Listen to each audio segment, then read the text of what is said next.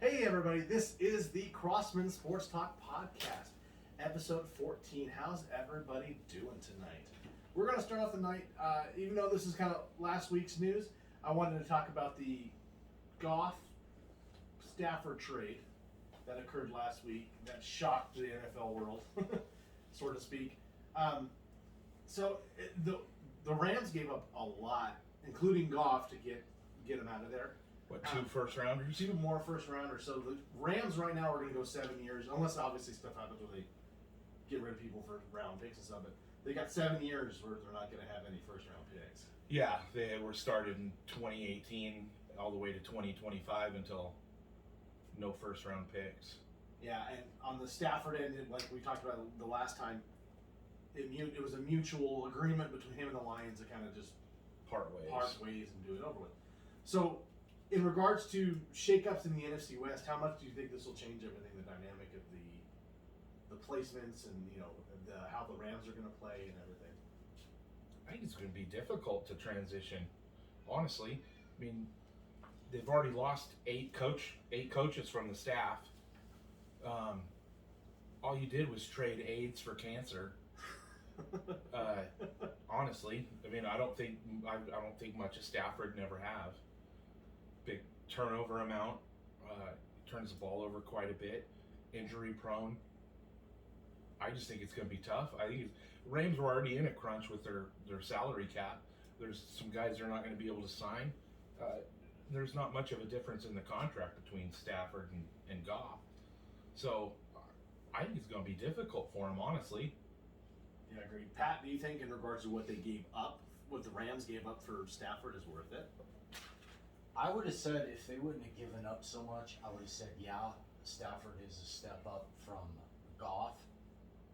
But I don't think there's a big enough difference to give up as much as they did, especially for a guy that, what is this? He's going on his, 11th, 12th year now? Yeah. So I don't know. I guess we're just going to have to see how it plays out. I mean, you can sit and talk about, when a draft happens or this is good, but you never know. So, but boy, they sure did give up a lot for and like you said, they both got big arms.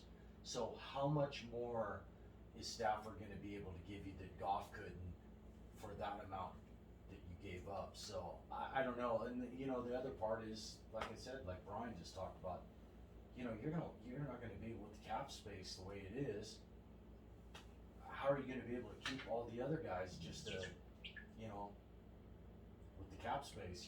They're going to lose a lot of guys, like a lot of teams are, but especially the Rams, and then no first-round draft picks for till what, 2024 or something like that? Yeah, something like that. The Rams are going to inherit 2 years and then $43 million remaining on Stafford's contract with the switchover. They signed Goff after his third season to that $130 million deal. And they're pushing a lot of that, obviously, to Detroit, but they're still going to inherit a good chunk of change. Yeah, the Rams are still going to have like $18 million in dead money or some shit. That's going to be crazy. It was a waste of paying Goff that much just to trade him later on. I don't think they saw the 2 years that he had. I don't think they saw that coming. No, absolutely. That's a crapshoot. The way he came out, Goff. I mean, the kid's big. He's got a big arm. I think he's got potential. Maybe it's a different team, different outlook. I don't know, but I'd like to think. I told you before. I think McVay's a great coach, offensive coach. As far as schemes, and so who knows why it didn't work out? That's sometimes the way it goes.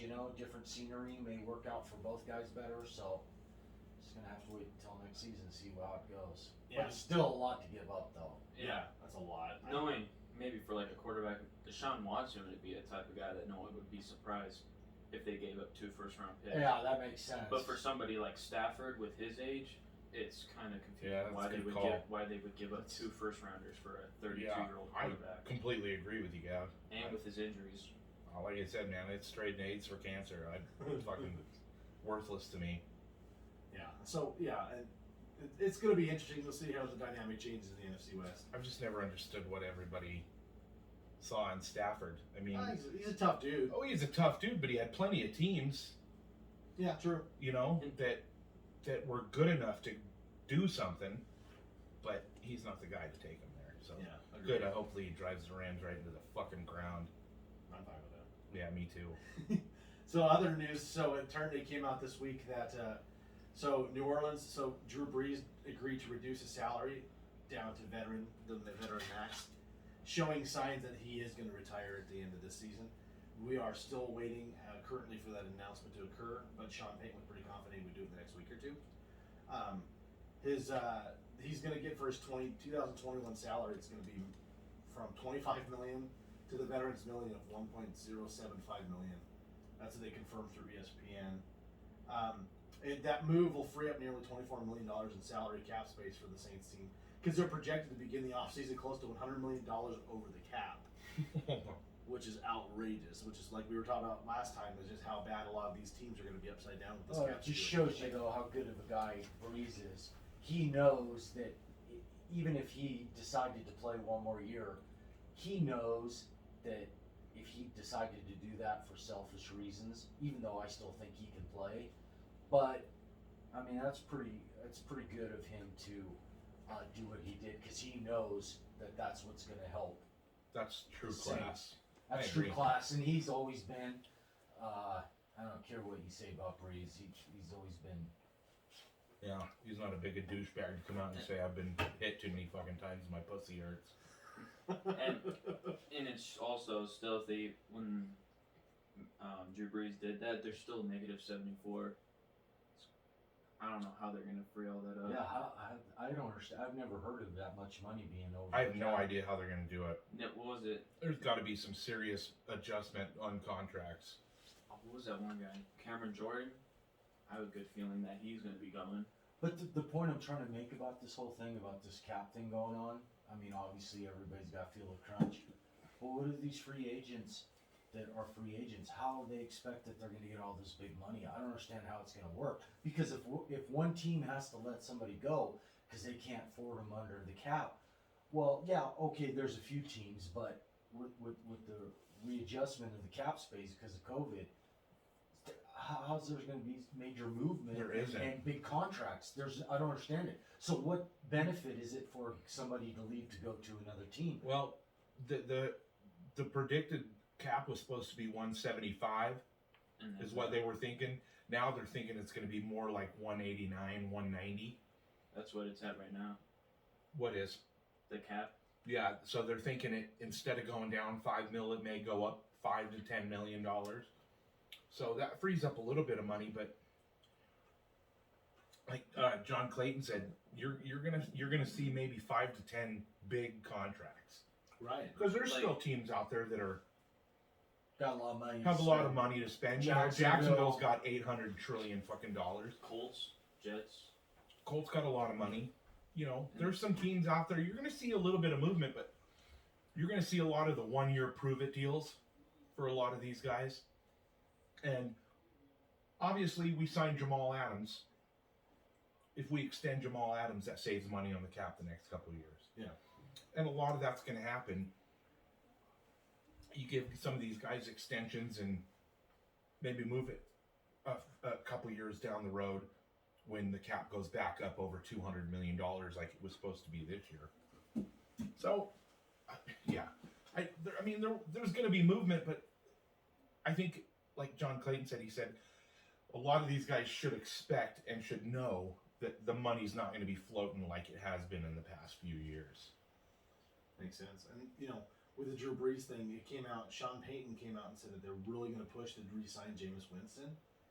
And he said in the Pick Six podcast after he was being interviewed that he believes if Brees does end up retiring, which everything is showing that's going to happen, his future quarterback is already in the building. Oh, so it's no. going to be Jameis Winston or it's going to be Taysom Hill right now. Oh, no, please let us have him. Yeah. There was a joke saying Drew Brees, when he was talking to him at the end of the Bucs game, he says, if you throw 30 more picks, I'm coming back. Because he's a pick machine. Oh, yeah, that guy's a joke, man. What, 33 picks last year? Yeah, I think he had the first quarterback to ever have 30 touchdowns and 30 interceptions in the same year. Yeah, he had His last year, Tampa Bay. 5,000 yards. 35 touchdowns, but 33 picks almost. That's a joke. Let him start stealing crap from grocery stores again. Maybe he'll play better. I don't think the Saints are gonna. Well, with Sean Payton as coach, anything can happen, but it's gonna be a struggle for them in the upcoming year. Agreed. And so we'll see what happens.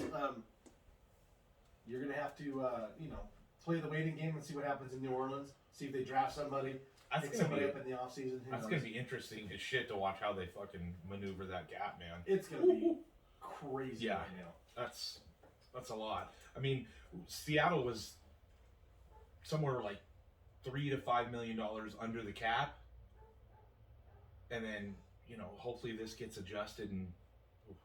Well, extending somebody like Tyler Lockett, Yeah, that.